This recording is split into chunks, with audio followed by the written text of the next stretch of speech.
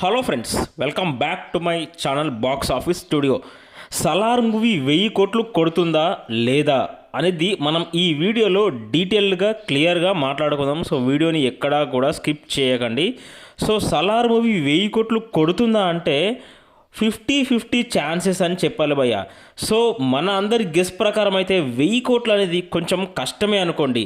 ఎలా అంటే 800 crores నుంచి 900 crores మధ్యలో సలార్ మూవీ ఓవరాల్ కలెక్షన్స్ ఉంటాయి, కానీ 1000 కోట్లు అనేది కొంచెం కష్టంగా మారుతుంది. ఎందుకంటే మనకు నార్త్ అంటే హిందీ నుండి అయితే అంతగా కలెక్షన్స్ అయితే సలార్ మూవీకి మరీ అనుకున్నంతగా రాలేదు.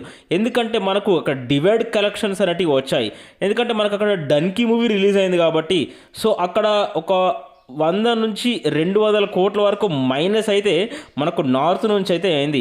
ఇప్పటి వరకు చూసుకుంటే నార్త్ నుండి మనకు సలార్ మూవీకి 150 crores నెట్ అయితే వచ్చింది.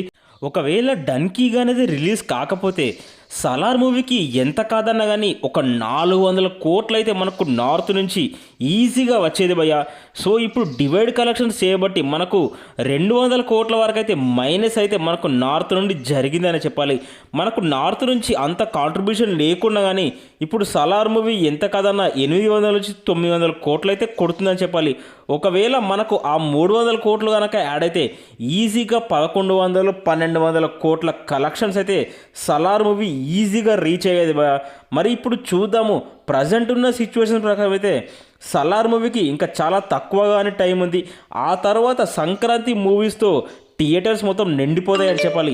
మరి ఓవరాల్గా గెస్ చేస్తే సలార్ మూవీకి ఎంత కలెక్షన్స్ వస్తాయని మీరు అనుకుంటున్నారు? కామెంట్ సెక్షన్లో కామెంట్ చేయండి.